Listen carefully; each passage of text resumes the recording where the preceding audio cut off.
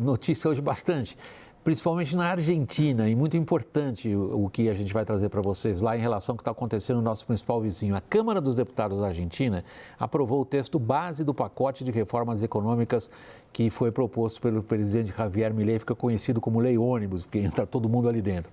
Agora, os parlamentares lá na Argentina vão ter que discutir artigo por artigo para até chegar a uma redação final. Os detalhes com a repórter Luciana Tadelli.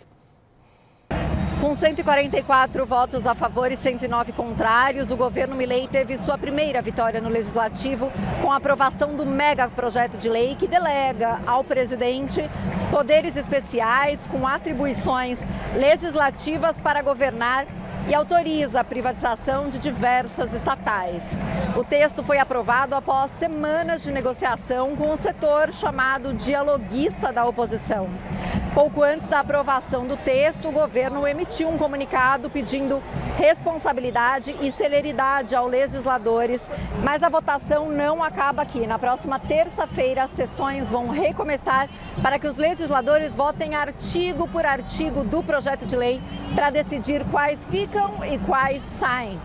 O texto entrou inicialmente no Legislativo com mais de 600 artigos e após semanas de negociação foi votado com quase 400 artigos. Agora a previsão é que haja uma diminuição das áreas em que Milei poderá ter poderes especiais e também das estatais que estarão sujeitas à privatização. E do lado de fora do Congresso, pelo terceiro dia, o clima continua de tensão. Mais cedo houve confronto entre os manifestantes, foram usadas balas de goma e gases contra quem protestava. Em resposta, os manifestantes jogaram garrafas e mastros de bandeiras contra os policiais. Foi o boletim da nossa repórter. Há dois aspectos essenciais para a gente abordar, pessoal.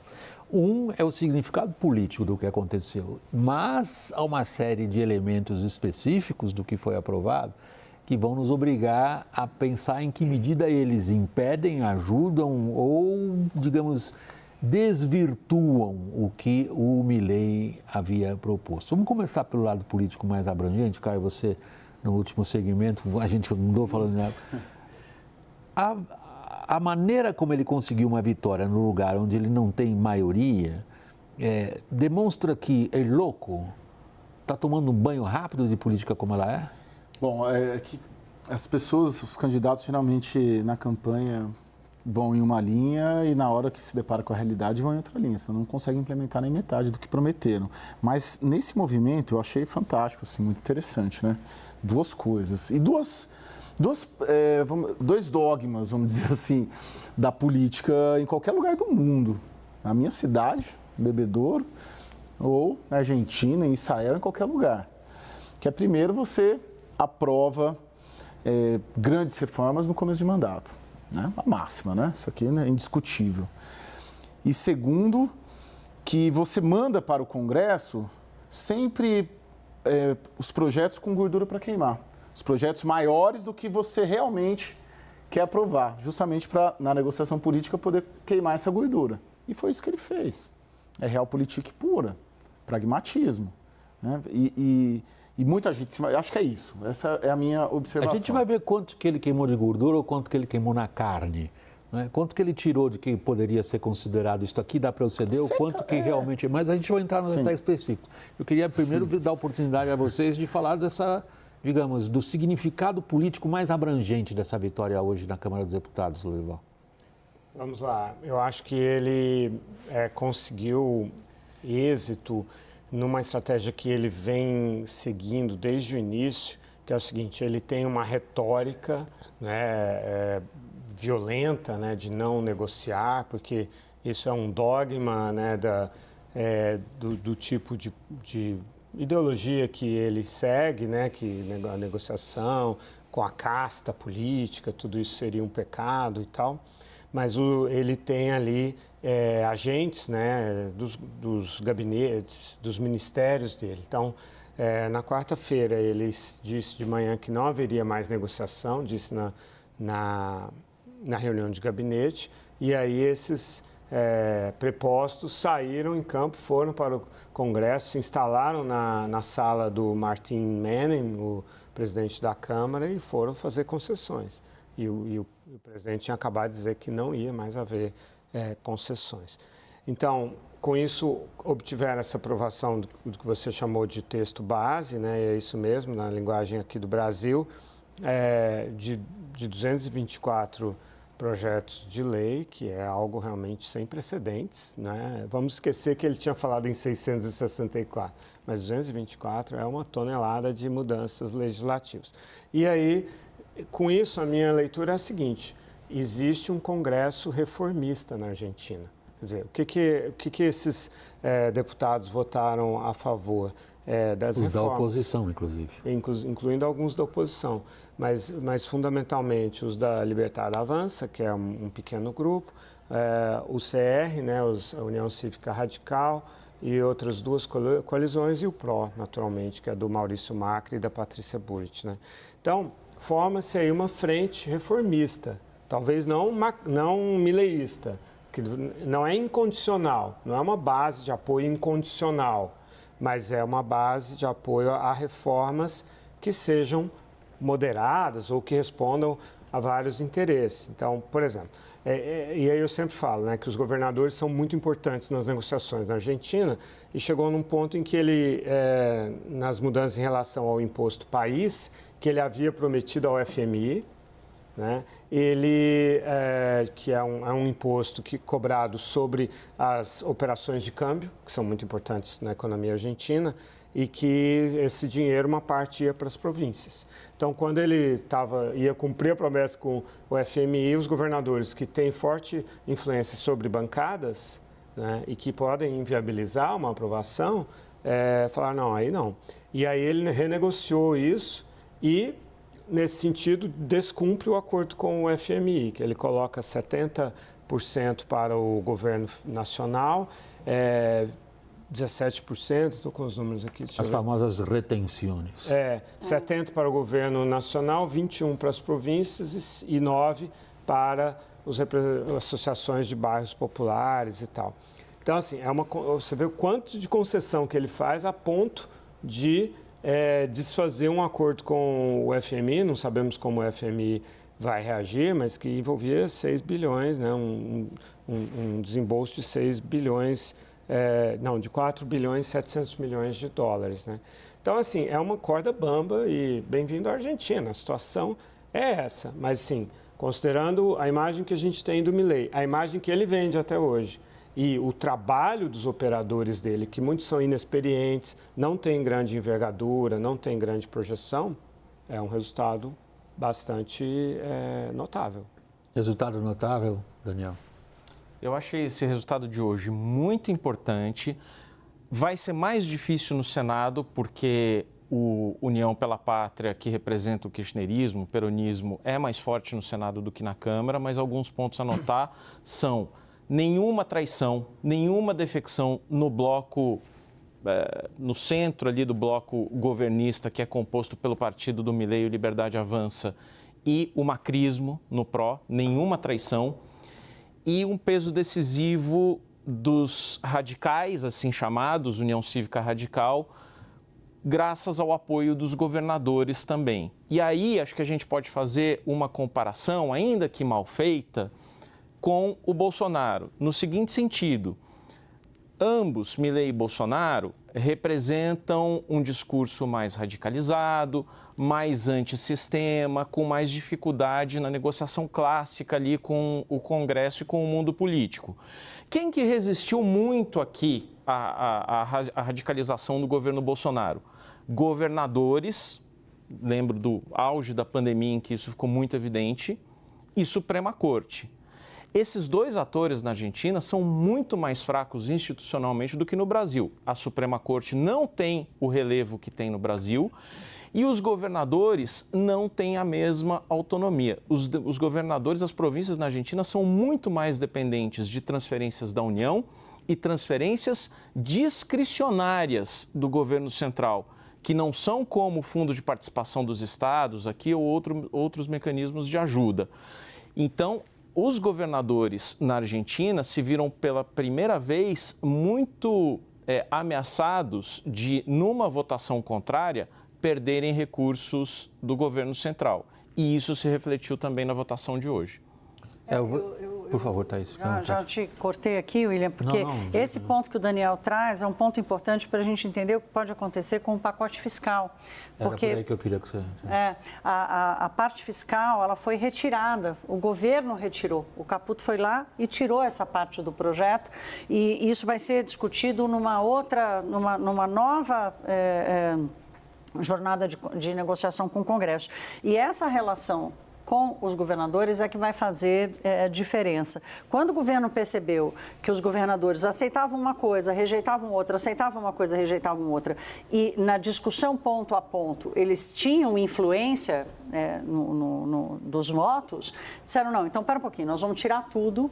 E, segundo me disseram economistas e gente que atua no mercado e acompanha de perto lá na Argentina, o governo resolveu segurar e vai colocar os governadores até um ponto de asfixia orçamentária, porque esse poder discricionário de fazer transferência, o Milei já assumiu e disse, olha, eu vou cortar metade. Cortou metade já das transferências, essa semana ameaçou zerar, eu não vou mais mandar nada para os governos. Então, na medida em que o que ele fez foi praticamente blindar o pacote fiscal. Ele vai conseguir todas as medidas que ele quer? É óbvio que ele não vai conseguir. Mas se a gente contar essa diferença entre o que ele botou lá de gordura e o que ele vai cortar na carne, o quanto isso vai trazer de resultado para ele lidar com as contas públicas. Então, tem uma estratégia aí de usar os governadores que estão fazendo pressão contra para ser o caminho para aprovar o pacote fiscal. Quando a gente pensa na Argentina, inevitavelmente a gente pensa em processos políticos com similaridade aos que aconteceram aqui. Vocês já mencionaram. Né? O Daniel falou com toda a precaução necessária. A gente não escapa a fazer comparações, por exemplo, com o Bolsonaro. Você estava se referindo também, Lorival, aos espectros políticos de onde eles vêm. Uhum. E aí a observação óbvia para todos nós, quando a gente lembra o começo do governo Bolsonaro, era a postura dele, crítica sempre foi em relação ao que ele chamou do sistema político, assim como o Milei se refere à casta, e a dizer, eu não faço essa política, a política comigo será completamente diferente, acabou sendo engolido por ela.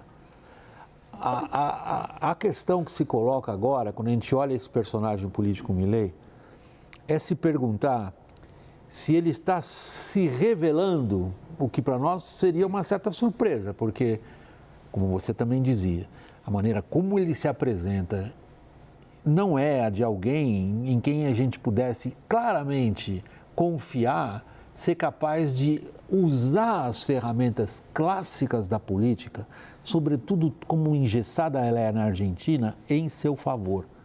E o que essa vitória indica inicialmente é que ele está conseguindo? Está conseguindo. Agora, não tem 2 meses, 3 meses de governo, né? 11 de dezembro após. Não tem 2 meses 11 de dezembro, não tem 2 meses. Eu nunca achei que o Milei era o Bolsonaro argentino, acho que é outra coisa completamente... Não, eu sei que você não falou isso. Mas eu acho processos, pessoas, formações completamente distintas, né? Não, o que nós estamos dizendo é o seguinte, como é que o outsider, ambos, o Bolsonaro nunca foi outsider, mas ganhou a eleição se apresentando como tal. Sim. Acho que aí há consenso de todos. Sim. Ok, não quero impor a vocês nenhuma forma de raciocinar, mas me parece que é um consenso. Mesmo caso do Milei. Sim. Como é que um outsider se comporta quando ele é o insider? Oi, William, o Milei, ele olha a história dessa fase da política argentina, né, dos anos 80 para cá, pós-ditadura, e ele vê que os antiperonistas fracassaram. Os 3. O Raul Alfonsín entregou o cargo 6 meses antes, Fernando de la Rúa renunciou e o Macri não foi reeleito. Politicamente, são projetos políticos que fracassaram. Então, ele pega essa receita e bebe nessa receita e fala, onde que esses caras erraram? Né? E no caso do Macri, pelo menos, que é o caso mais recente, o Macri errou ao adotar um gradualismo nas reformas. Então, ele pega essa lição e fala, poxa, eu vou para cima com tudo agora na largada, que eu estou com um capital político eleitoral muito forte para queimar. Essa é a minha percepção. E é um economista, um cara estudado, esperto, ele não é um cara, ele olha e ele fala, eu quero entregar resultado. Vamos olhar para a rua argentina agora, Lorival. Antecipava-se um grau de resistência às propostas do Milei maior do que se verificou ou ainda virá? Então, eu vejo o seguinte, que existe um ambiente na Argentina em favor de mudança. Então, foi isso que levou à eleição do Milei e é isso que leva a uma maioria de deputados em favor de reformas, né? Ainda que não tão radicais quanto as que o Milei preconiza. E em contrapartida a isso, quer dizer, um enfraquecimento da esquerda, do kirchnerismo e do peronismo mais à esquerda, mais radical, do sindicalismo também, né? Porque os argentinos realmente eles estão muito traumatizados com o que é o status quo, né? Que aí inclui até o Macri, esse status quo, com a inflação dobrando a cada mandato, né? Assim, a cada governo. Então, eu acho que os próprios, aqueles que não são os sindicalistas mais duros, mais aguerridos, realmente não têm disposição para ir para as ruas contra um governo que está tentando mudar as coisas, em primeiro lugar, e em segundo lugar, que também tem uma coisa mais repressiva, né? Isso eleva o custo pessoal de ir para as ruas também, você pode apanhar, você pode ser preso e tal. Então, é esse conjunto de coisas que realmente leva essas manifestações a não serem muito fortes. E esse lado estrategista do governo, né, que está se revelando bastante eficaz, foi que também levou a essa forma de votação. Porque o pessoal está inflamado nas ruas, ainda que seja um grupo pequeno, mas que... Então, vamos aprovar o projeto base, depois a gente discute caso a caso, vamos jogar isso para terça-feira. Aí deixa esse pessoal minguar. Você tem o fim de semana inteiro pela frente, tem segunda-feira para a gente avaliar. Então, existe aí, apesar de todo o aspecto de súbito, brusco, grande, a escala das tentativas de mudança, mas existem aí mentes pensantes também. Caputo vem semana que vem ao Brasil, Daniel, ministro da Economia argentino. Pessoas que conversaram com ele recentemente reportam que ele mesmo diz claramente aos interlocutores: nós estamos tentando, mas não sabemos onde vai chegar. Será que ele tem alguma coisa a dizer ao governo brasileiro? William, não. Por enquanto os canais estão bem obstruídos. É uma tentativa inicial de aproximação que foi manifestada ali com a visita da Diana Mondino, que se tornou chanceler, depois a presença de Mauro Vieira na posse, mas os contatos ainda são absolutamente preliminares e não chegaram na cúpula mesmo do governo no Palácio do Planalto, né? Agora, só uma observação rápida, eu me lembro vivamente de uma pesquisa pré-posse de Javier Milei, em que se detectava que a resposta mais citada era que os argentinos, em média, tinham uma tolerância, uma paciência de até 18 meses para a travessia da fase mais difícil e começar a colher resultados deste governo em termos de estabilização, de passar essa fase mais difícil. O problema, para mim, é a inflação. Esse é o ponto crítico, porque se você tem uma inflação de 200% ao ano, como está se manifestando agora, na Argentina, a gente tem reajuste dos salários uma vez por ano, né? Baseado no IPCA. Os argentinos passaram a ter 2 vezes por ano. No ano passado, começaram a ter 3 vezes por ano. E você tem uma defasagem muito grande. Se a inflação está rodando a 30% por mês, você tem uma bomba ali, uma panela de pressão gigantesca, porque os salários ficam defasados, você tem poder de compra corrido muito rapidamente. Então, essa, para mim, é a chave ali.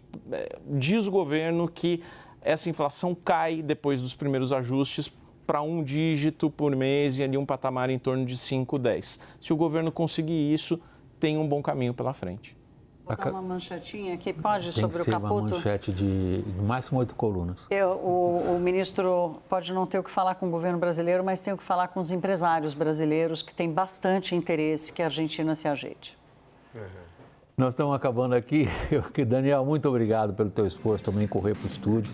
Sabemos que você viajou aí correndo. Lorival, muito obrigado pela participação. Thaís, querida, obrigado. Caio também, bom fim de semana a todos.